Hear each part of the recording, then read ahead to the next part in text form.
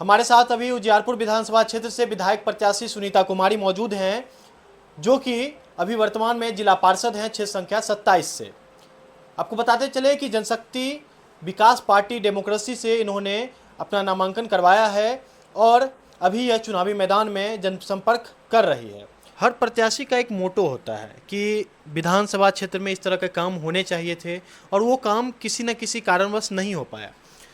तो मेरा हर एक प्रत्याशी से एक सवाल रहा है कि युवाओं पर कितना काम किया गया है आपके विधानसभा क्षेत्र में, और क्या लगता है कि जब आप अगर जनता आपको चुनती है तो आप कितना काम कीजिएगा, दोनों में अंतर क्या है ये आप? देखिए, हम अगर आते हैं तो सबसे पहले युवाओं के लिए रोज़गार का लाने का प्रयास करूंगी, क्योंकि हमारे यहाँ देवखाल चौर यूं ही खाली पड़ा हुआ है। अगर उसमें इंडस्ट्री अगर बनाया जाए तो बहुत सारे बेरोजगार युवाओं को, युवतियों को रोज़गार उसमें मिल सकती है। तो इंडस्ट्री आप कैसे बनाइएगा? इंडस्ट्री कहीं बड़ी कंपनी से बात की जाएगी और उसी के माध्यम से यहाँ इंडस्ट्री लगाई जाएगी। अच्छा, मतलब किसी आप व्यापारी से बात कीजिएगा कि चलिए हमारे दलसिंह सराय में, हमारे उजियारपुर में या हमारे कहीं भी पंचायत में आप इंडस्ट्री लगाइए और युवाओं को रोजगार दीजिए, इस तरह से आप इसका ये मोटो रहा। एक सवाल ये है कि शिक्षा पे बहुत जगहों पे काम हुआ, बहुत कुछ विद्यालय बने, लेकिन शिक्षक नहीं है, कहीं पर पता चलता है कि बच्चे नहीं हैं, कहीं पर शिक्षक नहीं है। तो आपके क्षेत्र में क्या समस्या है? मेरा क्षेत्र का भी वही समस्या है। मैं बहुत सारे स्कूलों का विजिट की हूँ और उससे पता चला है जो कहीं भवन नहीं है, क्लासरूम नहीं है, कहीं शिक्षक नहीं है, और शिक्षक हैं तो वहाँ कहा जाए तो पढ़ाई नहीं हो रही है। तो इस तरह का वहाँ पे इस तरह का समस्या है। सड़क तो कम से कम आपके विधानसभा में बनी होगी सब जगह? बिल्कुल नहीं, सब जगह तो नहीं बनी है। तो इसी पर्पज़ से मैं जब क्षेत्र में जाती हूँ, जिस तरह से अगर कहा जाए तो दलित बस्ती में अगर जाती हूँ तो वहाँ पे देखने को मिला है जो मुख्य सड़क से वहाँ पे जोड़ा हुआ नहीं, संपर्क सड़क नहीं है, पूरा एकदम गली गिचाड़ी हो चुका है, जहाँ पे लोग कीचड़ में रह रहे हैं। सड़क नहीं रहने के वजह से आने जाने में परेशानी हो रही है। यहाँ तक कि वहाँ अगर अर्थी भी निकाली जाती है तो देखते हैं वहाँ बहुत सारी समस्याएं होती अच्छा, हैं। मैं ये जानने की कोशिश कर रहा हूँ कि उजियारपुर विधानसभा क्षेत्र को लेकर आपके 3 मुख्य विजन क्या हैं, कि आपको अगर जनता जिताती है तो सबसे पहला काम, 3 जो काम होगा वो आप वो करेंगी, वो 3 काम क्या है? देखिए, सबसे पहले मेरा अगर विज़न के मामले में अगर कहते हैं तो मेरा विज़न यही होगा जो शिक्षा व्यवस्था अच्छी हो, क्योंकि हमारे यहाँ सरकारी महिला डिग्री कॉलेज नहीं है, सरकारी डिग्री कॉलेज नहीं है। तो पहले तो वो लाने का काम करूँगी ताकि छात्राएँ अच्छे से पढ़ाई कर सके। और रह गई दूसरा, रोज़गार लाऊंगी, इंडस्ट्री वहाँ पे रेडीमेड क्लस्टर, हौजरी, ये वहाँ कंपनियाँ बनाई जाएगी जिससे कि वहाँ बेरोजगारों को रोज़गार मिलेगी। और तीसरी हो जाएगी महिलाओं के लिए, जिस तरह से महिलाएं हैं तो महिलाओं के लिए रोज़गार का व्यवस्था करूंगी। जैसे जीविका से जुड़ी हुई हैं तो वो सीधा कर्ज में डूबी हुई है, अगर खुद महिला रोज़गार करती है तो वो कर्ज से निपटारा पा सकती है। और यहाँ जितनी जीविका दीदी है तो उनका जो ऋण है उसको माफ़ करवाने का काम करेंगे। आपका जो क्षेत्र है कहीं न कहीं वो बहुत ज़्यादा महिलाओं, आप महिला हैं खुद, अगर महिला विधायक बनती है तो महिलाओं के लिए क्या कीजिएगा?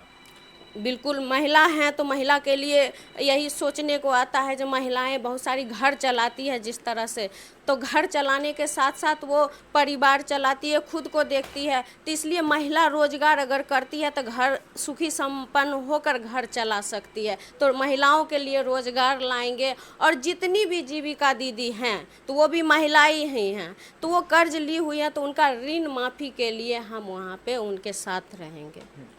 अच्छा, एक मुद्दा सामने आया कि जीविका दीदी का मुद्दा है ये।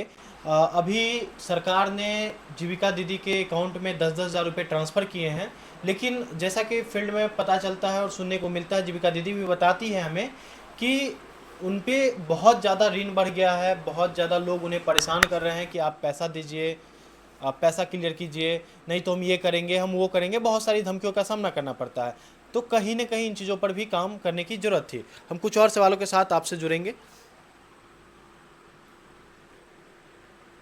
पलायन को लेकर के या युवा रोजगार को लेकर के आपका कोई रोड मैप है?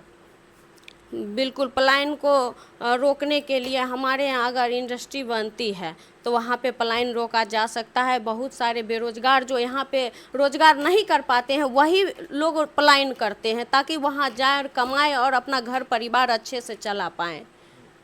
आपके विधानसभा में पूर्व के द्वारा या आपके जो लोग समर्थक हैं उनके गली मोहल्ले नाली पानी का क्या सुचारू व्यवस्था है? आपके कितने संज्ञान में बात आई है?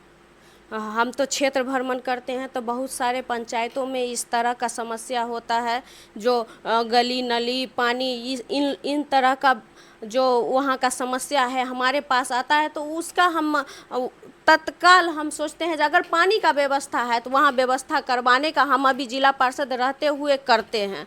और रह गई बात नली गली की, तो गली में जब भी हम जाते हैं तो लोगों का कहना होता है जी यहाँ रोड नहीं है, संपर्क रोड जो होता है वो नहीं है तो आप बनवाने का काम कीजिए। तो मेरा मोटो यही है कि अगर सब लोगों के आशीर्वाद से अगर हम विधानसभा पहुँचते हैं तो वो हम करने का प्रयास करेंगे। देखिए प्रभावित तो है हमारे साथ, जैसे कि हम बता रहे हैं सातनपुर चौक है, वहाँ पे अभी तक बिजनेसमैन बहुत सारे हैं लेकिन वहाँ पे राष्ट्रीयकृत बैंक नहीं है जिस वजह से बहुत सारे लोगों को परेशानी होती है। और रह गई बात आप कहते हैं ताप चैता में जाके देख सकते हैं जो वहाँ अभी भी वहाँ प्राथमिक उप स्वास्थ्य केंद्र नहीं है जिस वजह से लोगों को परेशानी होती है। सातनपुर में भी प्राथमिक उप स्वास्थ्य केंद्र नहीं है जिससे लोगों को दूरी तय करके वहाँ उजियारपुर जाना पड़ता है। जनसंपर्क अभियान अभी आपका जारी है कि नहीं? बिल्कुल जारी है। लोग क्या कह रहे हैं आपको? लोग का आशीर्वाद मेरे साथ है।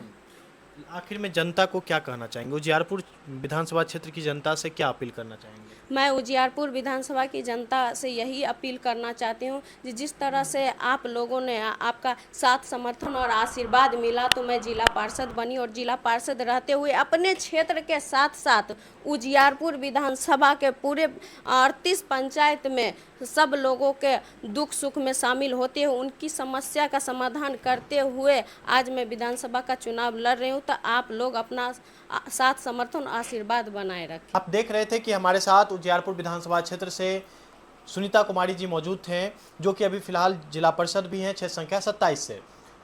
आप क्या कहते हैं आप हमें कमेंट बॉक्स में जरूर बताएं।